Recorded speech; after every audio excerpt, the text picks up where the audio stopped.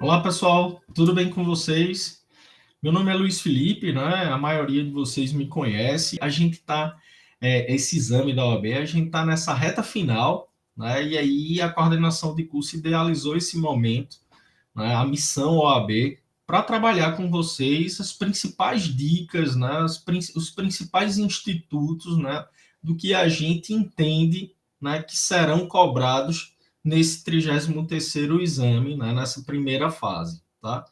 É momento de respirar fundo, né, de se tranquilizar e de revisar esses pontos mais importantes. E aí a gente achou interessante trabalhar, né, alguns assuntos com vocês. E aí comigo não vai ser diferente, né, em termos do direito administrativo. Eu estou trazendo para vocês um top 3, né, dos assuntos de administrativo, aquilo que pela experiência, pelo que eu entendo, né, serão cobrados. Tem dois assuntos que são cobrados, né, de forma contínua nesses exames da OAB, né, e tem uma novidade, né, que tem uma série de institutos novos diante de uma inovação legislativa, né, que a gente vai trabalhar aqui. Então, vou apresentar para vocês qual é, na verdade, o meu top 3, tá? Primeira coisa, né, vou compartilhar aqui com vocês, até para ficar mais intuitivo a gente poder trabalhar. E aí, o primeiro assunto que a gente tem para trabalhar nessa missão aqui é, né, não poderia ser diferente, licitação pública, tá? A gente tem essa inovação, né, na Lei 14.133 de 2021, ela trouxe uma consolidação, né, do que a gente tem em termos de entendimento dos tribunais de contas, de entendimento dos tribunais, entendimentos do STJ, tá? Então, tudo isso foi cristalizado, né, nessa legislação e ela consolida, né, vários institutos que são tratados não só pela Lei 8666, né, de 1993, mas pela Lei do Pregão, a Lei do Regime Diferenciado de Contratação. Então, a gente tem uma consolidação aqui dos institutos sobre licitação pública, na Lei 14.133. A gente já trabalhou isso com vocês sabem que a Lei 14.133 ela está, né, já em vigência, né, em paralelo com a Lei 8666, e é por isso que a gente vai trabalhar aqui os principais aspectos. Como eu entendo que vocês trabalharam bem a Lei 8666, eu estou trazendo alguns principais aspectos da Lei 14.133 que podem ser cobrados, que eu entendo que serão cobrados, né? Em especial, um destaque aqui que eu vou fazer. Primeira coisa para a gente trabalhar sobre a Lei 14.133 são os princípios, tá? Existe um rol de princípios, um rol ampliado de princípios, né, no artigo 5º da lei. E aí, um dos primeiros destaques que eu tenho para trazer para vocês é eficiência. Eficiência dialoga com aquela ideia de modelo gerencial de Estado, né? Então, a licitação pública ela deve ser eficiente, né? Ela deve trabalhar instrumentos, né, de forma efetiva, que eu tenha um resultado efetivo, que eu tenha eficiência.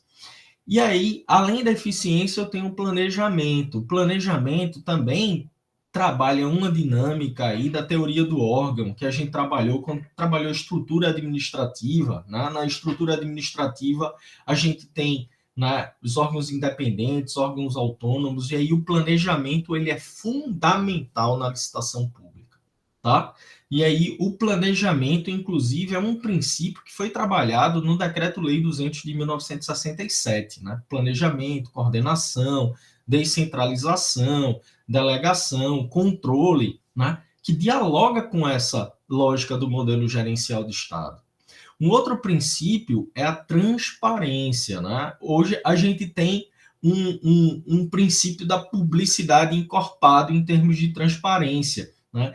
Com toda a legislação correlata, né? Que bebe dessa fonte, como a lei de acesso à informação, tá? Então, lei também, a lei de acesso à informação que traz essas exigências, né, de ampla publicidade, de ampla transparência desses atos, para que haja um controle interno e o controle externo também possa atuar. O controle institucional externo, o controle social, que é também um controle externo, e aí é extremamente importante o princípio da transparência. E aí, minha gente, para minha grande alegria, o princípio da segregação de funções, que a gente já vinha trabalhando com vocês, né? O princípio da segregação de funções, ele aparece expressamente, né? Atividade segregada, como linha de produção, né? Favorece o controle administrativo. Então, muito importante esse princípio, é muito importante vocês rememorarem a repercussão desse princípio da segregação de funções, né? E também o princípio da motivação. E aí, o princípio da motivação, até por conta, né, da alteração promovida na LINDB, né, na lei de introdução às normas do direito brasileiro, a gente tem um princípio da motivação como essencial, né, à prática do ato administrativo. Na verdade, motivação é base para tudo. O gestor, se ele quiser, né, estar devidamente resguardado, ele deve motivar os atos, né? Ele deve ter essa preocupação com a motivação específica dos atos administrativos. E não é diferente em termos de licitação pública. O caminho percorrido pelo gestor público, né, ele tem que estar lá rastreável, né? Ele tem que estar lá justificado, tá? Então, eu trouxe esses destaques para vocês em termos de princípios, né, que norteiam a licitação pública, e tem essas novidades, além dos princípios que a gente já conhece, como o princípio da competitividade, vinculação ao instrumento, ao edital, né, hoje, né, consolidado o edital como instrumento convocatório, né, e outros princípios aí que são, né, da essência da licitação pública. Uma outra questão, né, prevista no artigo 17 da Lei 14.133 são as fases sequenciadas da licitação, tá? Tem aquela fase preparatória que a gente trabalhou, né, com aquelas preocupações todas, necessidade, né, termo de referência, né, pesquisa de mercado, isso faz parte da fase preparatória da licitação, que é obrigatória, né, faz parte, inclusive, né, do desenvolvimento da efetivação do planejamento da licitação, né?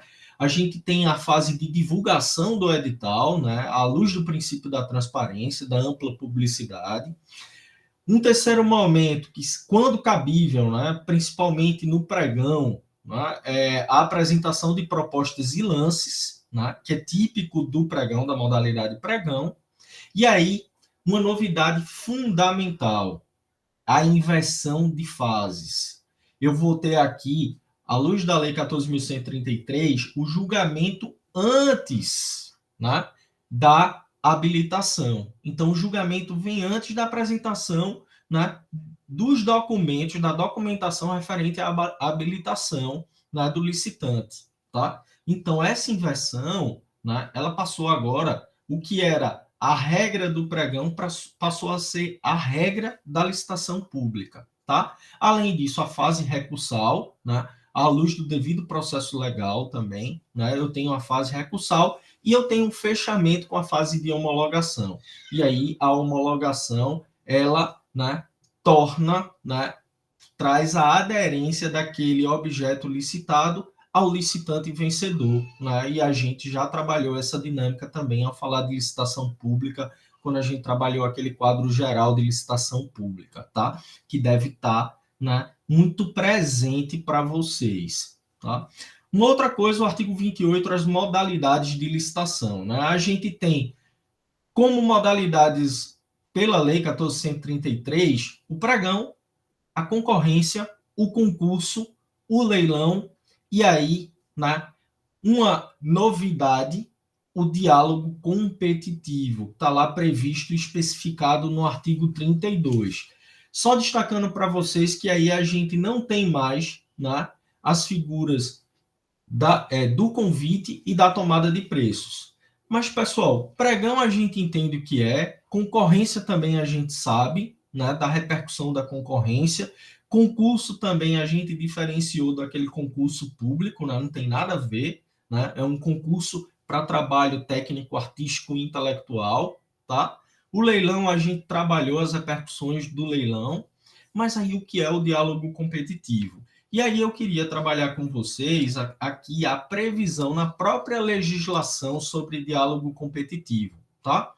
O inciso 42 do artigo 6º traz a definição do que é o diálogo competitivo como modalidade licitatória. É a modalidade de licitação para contratação, vê só, de obras, serviços e compras, em que a administração ela realiza diálogos com os licitantes previamente selecionados. Selecionados de que forma, minha gente? De forma objetiva, mediante critérios objetivos. E aí, qual é o objetivo, né, do estabelecimento desse diálogo, né, com esses licitantes?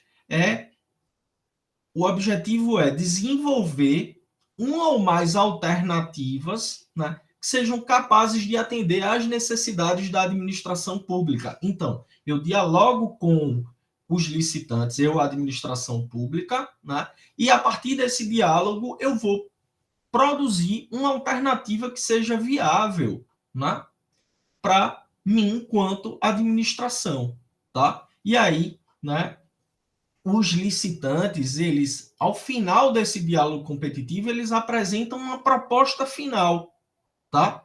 E aí, essa dinâmica do diálogo competitivo é muito importante. E aí, atenção, minha gente, eu entendo que o diálogo competitivo, né, ele será objeto de avaliação, né? Posso estar enganado, mas seria interessante uma questão, né, falando sobre a possibilidade do diálogo competitivo à luz da Lei 14.133. A gente, além dessas questões das modalidades, a gente tem, né, hoje uma diferenciação em relação à dispensa e à inexigibilidade de licitação. E a Lei 14.133, ela traz essas hipóteses como hipóteses de contratação direta. O que é que eu tenho de inovação em termos de inexigibilidade, além daquelas 3, né, hipóteses da Lei 8.666? Primeira coisa, né, a gente já viu exclusividade, né? O que é uma exclusividade absoluta, exclusividade relativa, né? Quando há exclusividade, eu tenho uma hipótese de inexigibilidade de licitação. Segunda hipótese, serviço técnico. E aí não mais a legislação usa aquela expressão serviço técnico especializado, mas serviço técnico de natureza intelectual e que a pessoa, né, que a pessoa natural, a pessoa jurídica, ela tenha notória especialização, né, naquela determinada área para prestação daquele serviço técnico, tá? Então, essa segunda hipótese de inexigibilidade. A terceira hipótese, os artistas consagrados pela crítica e opinião pública, tá? E aí é interessante, né, toda aquela dinâmica, né, do que é um artista consagrado pela crítica, se é a nível nacional, se é a nível regional, há essa possibilidade, tá? E aí, inovações. Quarta hipótese, objetos que devam ou possam ser contratados por credenciamento, ou seja, né, a gente tem, né, o credenciamento como uma sistemática auxiliar, um procedimento auxiliar à licitação pública. E aí está previsto no artigo 79. Né? O que é que a Lei 14.133 traz sobre credenciamento? Né? O que é que o credenciamento se caracteriza? Olha lá, né? No artigo 6º, inciso 43, tá? Credenciamento é o processo administrativo de chamamento público em que a administração pública ela convoca interessados em prestar serviços ou fornecer bens para que, preenchidos os requisitos necessários, se credenciem no órgão ou na entidade para executar o objeto quando convocados. Então, eu vou ter um objeto, né, que eu vou credenciar, né, esses interessados. E aí eu vou credenciar esses interessados, né, dentro dos critérios que eu defini, né, eu, administração pública, né, para eles prestarem um serviço, para eles fornecerem bens, né, preenchendo esses requisitos, todos esses credenciados ficam aptos, né? E aí eles executam o serviço de que forma? Né? Mediante convocação da administração pública. Se eu tiver vários, como é que se dará essa convocação? Eu vou convocando um para prestar aqui, aí depois eu convoco outro, então eu vou fazendo esse rodiziamento, tá? E aí o intuito é ter vários, né, credenciados, né, aptos a prestar esse serviço ou a fornecer esse bem, tá? E aí essa é a hipótese, né,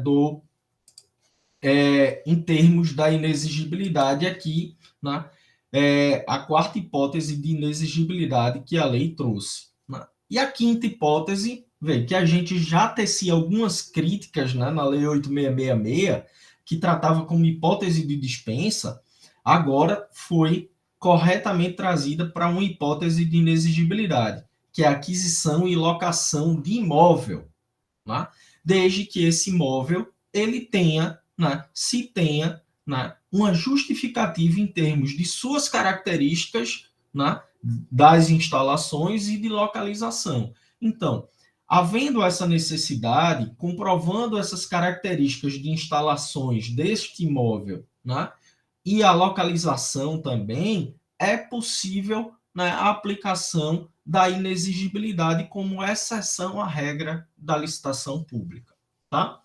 Além disso, a gente tem a reprodução daquelas várias hipóteses de dispensa de licitação. Nesse caso aqui, a licitação ela se torna dispensável. Eu não tenho mais aquela figura da licitação dispensada, eu tenho a licitação dispensável mediante as hipóteses, né, trazidas pelo artigo 75. E aí eu fiz dois destaques, tá? Que são que é a definição da dispensa, né, pelo critério de valor, tá? Porque a Lei 8666, ela trabalhava, né, com patamares, né, diferenciados e eram patamares ainda muito eram insuficientes para a dinâmica da administração pública, tá? Então, a gente tinha 10% da modalidade convite e pela alteração do decreto, a gente viu lá, né, que eu tinha para obras e serviços de engenharia até R$ 33 mil, né, e para outros serviços e compras até 17.600. O que é que a lei nova faz? Ela, né, traz, né, valores mais robustos, tá? Então, a primeira hipótese é de até R$ 100 mil. Então, se minha pesquisa de mercado identifica, né, que aquele objeto contratual eu consigo, no exercício financeiro, né, o gasto de até R$ 100 mil, eu posso enquadrar numa hipótese de dispensa de licitação, né? Seja esse objeto obras e serviços de engenharia, ou serviços de manutenção de veículos automotores, né? Os serviços de manutenção de veículos automotores é uma novidade, tá? E também a gente tem uma segunda hipótese para outros serviços e compras, que esse valor é de até R$ 50 mil. Então, minha gente, essas aí são minhas apostas em termos de licitação pública, que obrigatoriamente elas caem em todo o exame da OAB. Eu ia dizer em toda a prova, em todo o exame da OAB, tá? E aí, segundo grupo, né? Qual é a segunda aposta? Improbidade administrativa. A gente está com improbidade administrativa sendo discutida, né, no Congresso Nacional, né, as hipóteses, uma flexibilização, né, do intuito da lei de improbidade, da lei 8429/92. Então, mais do que natural, né, se cobrar improbidade administrativa, né, porque, né, já se vem cobrando historicamente e, né, eu tenho um plus em termos de contexto social também, político-social, tá? E aí, pessoal, lembrar dos sujeitos de improbidade nos artigos 1º a 3º, né? Quem são os sujeitos? Administração direta, administração indireta, entidades em que o poder público ele tem participação com mais de 50% do capital, então é considerado, né, de forma plena, até essa participação, se for até 50% do capital, então, nessa parte onde há participação, é possível o enquadramento, né, e a responsabilização de agentes e terceiros por ato de improbidade administrativa, né? Lembrar que o agente é um meio para, né, a prática do ato de improbidade para o terceiro, né? A gente tem essas previsões no artigo 2º, a previsão mais ampla do que é agente público. No artigo 3º, a previsão para o terceiro, né, aquele que concorre, aquele que induz, né, aquele que é beneficiado pelo ato de improbidade administrativa, então, né, é enquadrado como terceiro. Ele só vai para o polo passivo da ação de improbidade, né, acompanhando o agente público. Então, o agente público é o meio, a gente tratou sobre isso. E aí a gente tem também as questões dos atos de improbidade administrativa, que é importante relembrar, né? O enriquecimento ilícito, conduta dolosa, prejuízo ao erário, conduta culposa, né? Ato que demanda como elemento subjetivo do tipo a culpa, tá? Concessão, aplicação indevida de benefício financeiro ou tributário, conduta dolosa, né? Aquela hipótese do ISS, né? Dos 2% do ISS, tá? E a violação aos princípios da administração pública, a gente tem conduta dolosa, pelo entendimento do STJ, o dolo genérico, tá? E lembrando a vocês que a violação aos princípios da administração pública tem uma natureza residual, tá? Residual, certo? Então, se eu não consigo enquadrar nos outros atos de improbidade, eu, magistrado, magistrada, né? Eu vou enquadrando até chegar, tentar identificar o ato como violação aos princípios da administração. Uma outra questão importante para rememorar são as sanções, né? No artigo 12. Né? A gente tem aquele rol de sanções, né? Relembrar o rol de sanções, tá? Por improbidade administrativa. Essas sanções, as 6 sanções, elas têm esse caráter extrapenal, tá? Lembrar que a multa civil, ela pode ser associada com qualquer outra sanção por ato de improbidade administrativa, tá? Elas são aplicadas dentro de uma escala de gravidade, a gente tem aquela tríade, né? Conduta, ato, sanção, tá? Então, a sanção, ela vai corresponder à gravidade do ato, né? Diante da conduta do agente público, da conduta do terceiro, tá? E também que as sanções, elas são aplicadas independentemente da ocorrência de dano ou aprovação ou rejeição de contas, tá? Ademais, né, é importante também relembrar, até porque caíram, né, houve questão, né, sobre a prescrição de ato de improbidade administrativa, tá? E aí rememorar as hipóteses de prescrição do artigo 23. Primeira hipótese, 5 anos, né, considerando o término do mandato, né, né, a exoneração de cargo em comissão ou função de confiança. Né? A segunda hipótese, que ela considera, né, o mesmo prazo prescricional das faltas disciplinares puníveis com demissão, e aí eu vejo no Código de Processamento Disciplinar, na legislação que estabelece o processamento disciplinar do servidor público, tá? E eu tenho uma terceira hipótese aí, que são 5 anos para as entidades, né, que recebem subvenção pública. E aí elas têm que prestar contas. Os 5 anos é da prestação de contas dessas entidades, tá? Então, segundo aí, né, meu segundo lugar no top 3, improbidade administrativa, tá? E por fim, para a gente fechar aqui, né, a gente tem a parceria público-privada, tá? A Lei 11.079 de 2004, lembrando a vocês que a gente tem aqui um contrato administrativo de concessão, né, conforme artigo 2º da Lei 11.079. E a gente tem 2 modalidades de PPP. A patrocinada, né, que é aquela em que há, né, também participação pública, não só, né, a cobrança de tarifa do usuário, né? Mas eu tenho uma coparticipação, né, da administração pública e aquela PPP, né, a modalidade administrativa, tá? E aí, vê só, o que é importante, né, rememorar em termos de PPP? Primeira coisa, quais são as vedações? Não é possível a celebração de parceria público-privada quando eu tenho contratos com valores inferiores a 10 milhões de reais. Antigamente, esse patamar era de 20 milhões. Hoje, ele é de 10 milhões. Atenção a isso aqui, pessoal. Tá? Né? Segunda coisa, a prestação do contrato ela não pode ser inferior a 5 anos. Então, 5 anos é o limite mínimo. A lei vai estabelecer que o limite máximo são 35 anos. E 35 anos considerando, inclusive, a prorrogação contratual. Então, o limite, o teto, são 35 anos de PPP. Tá? E um terceiro aspecto aqui é o objeto, né, único. Não é possível celebração de PPP para objeto único. Por exemplo, fornecimento de mão de obra, fornecimento e instalação de equipamentos ou execução de obra pública. Tá?